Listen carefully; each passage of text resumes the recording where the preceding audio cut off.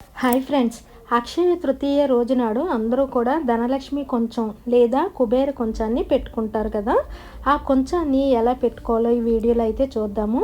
ముందుగా కొంచెం కోసం ఒక గ్లాసుని ఒక ప్లేట్ని తీసుకోవాలి. మీ దగ్గర కొంచెం ఉంటే తీసుకోండి. వీటిని గంధంతో కుంకుమతో అలంకరించుకోవాలి. మనం ఈ పూజకి ఉపయోగించే ప్లేట్ని కానీ కొంచెం కానీ అవి రాగివి కానీ ఇత్తడివి కానీ వెండివి కానీ పెట్టుకోవాలి. ఈ కుబేర కొంచాన్ని అక్షయ తృతీయ రోజు నాడు పెట్టుకుంటే మనకు సిరి సంపదలకు భోగభాగ్యాలకి అష్ట ఐశ్వర్యాలకి ఎలాంటి లోటు రాదు అని నమ్మకంతో ఈ కుబేర కొంచాన్ని పెట్టుకుంటారు. ఈ కుబేర కొంచాన్ని చాలామంది పౌర్ణమి రోజు నాడు కూడా పెట్టుకుంటారు.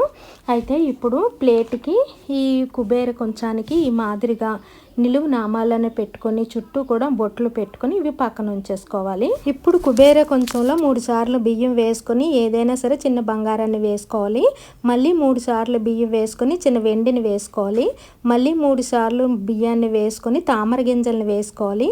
మళ్ళీ 3 సార్లు బియ్యాన్ని వేసుకొని గోమేతక చక్రాలను వేసుకోవాలి. మళ్ళీ 3 సార్లు బియ్యం వేసుకొని ముత్యాలను వేసుకోవాలి. మళ్ళీ 3 సార్లు బియ్యాన్ని వేసుకొని పగడాలను వేసుకొని మళ్ళీ 3 సార్లు ఆ పగడాలను కూడా 3 సార్లు కప్పేసి చివరిలో గవ్వలను వేసుకోవాలి. అమ్మవారికి గవ్వలు అంటే ఇష్టం కదా.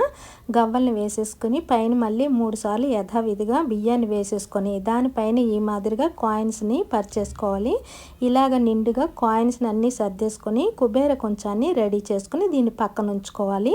ఇప్పుడు ప్లేట్ని తీసుకోవాలి. ఈ ప్లేట్లోని మళ్ళీ యథావిధిగానే మన దగ్గర కాయిన్స్ ఉంటే ఈ కాయిన్స్ చక్కగా ప్లేట్లోని సర్దేసుకోవాలి. కొంతమంది అయితే దీన్ని కాయిన్స్తో పద్మం వచ్చేటట్టు ఆకారంతో కాయిన్స్ కూడా పెడుతూ ఉంటారు.